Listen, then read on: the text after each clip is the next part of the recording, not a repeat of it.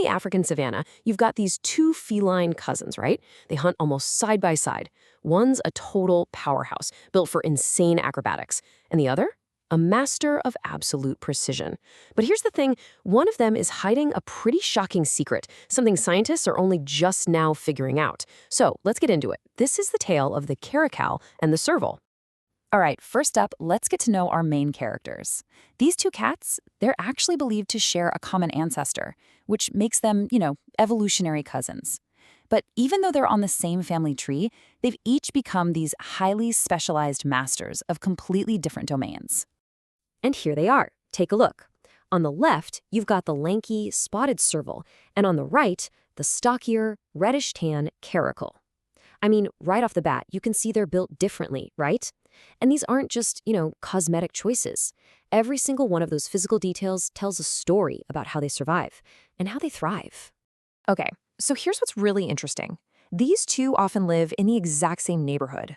There's a scientific term for this. It's called sympatric species. All it means is that they live in the same geographic area, so they bump into each other. And that means they have to figure out how to coexist without fighting over every single resource. It's kind of like a classic case of family members finding their own little niche to avoid driving each other crazy. So how do they do it? How do these relatives manage to not step on each other's paws all the time? Well, it all comes down to their design. Let's do a little head-to-head comparison, and you'll see just how perfectly their bodies are fine-tuned for two totally different ways of hunting. All right, let's break this down. Take a look at the serval. It's taller, right? With these incredibly long legs. But notice the smaller paws and a lighter frame. Now the caracal, totally different story. It's shorter but heavier, with a much more powerful build and these big, sturdy paws. Even their coats tell you something. The serval spots are perfect camouflage for tall grass, while the caracal's plain, uniform coat helps it blend into drier, more open environments. But let's be real, the most iconic difference has to be the ears. I mean, look at them. The caracal has those famous long black tufts. They're not just for show. Scientists think they help with communication and even help pinpoint prey. But the serval's ears, wow, they are on a whole other level. They're massive, they're round, and they basically act like a pair of super-powered satellite dishes. And this picture just illustrates the point perfectly. A serval's ears can actually rotate independently from each other. Think about that. It lets them triangulate the absolute faintest rustle of a little rodent moving deep down in the grass. It's literally an auditory superpower, and it defines its entire way of hunting. So you've got these completely different body plans.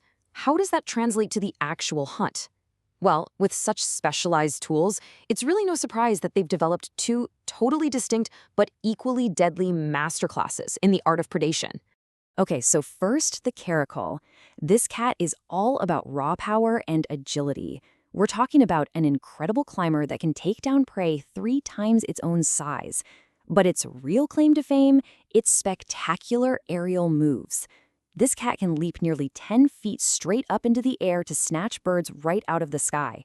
It's just an incredible display of explosive acrobatic force. The serval, on the other hand, is the complete opposite.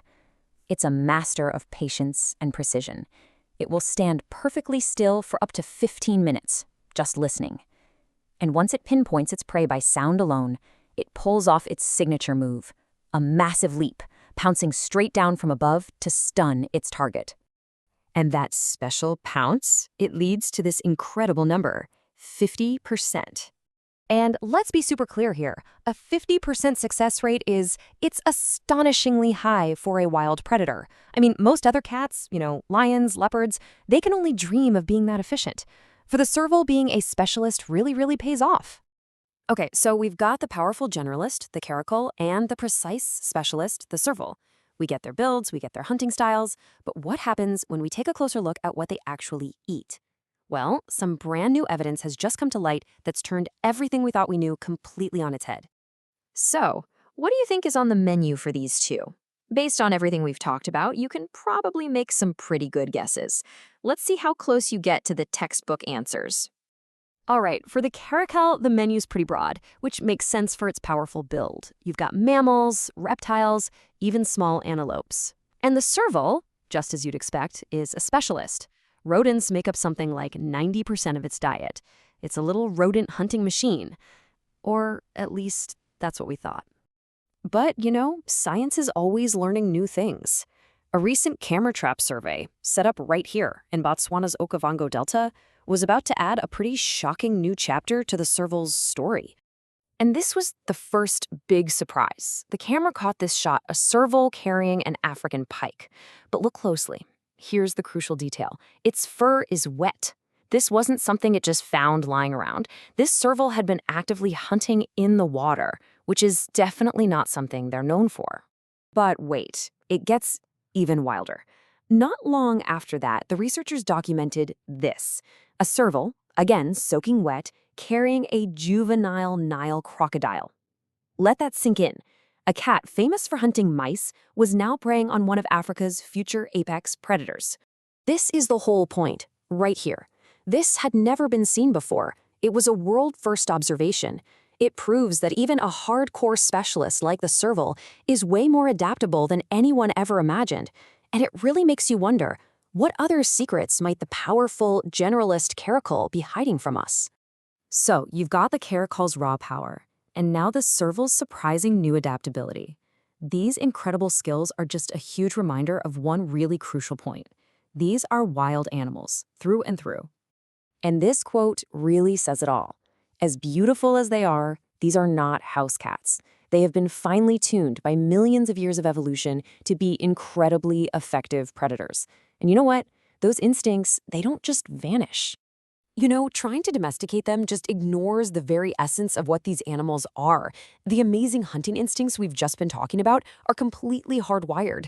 They don't just disappear because they're in a house, which is exactly why owning these animals is often illegal or at the very least requires some serious special permits.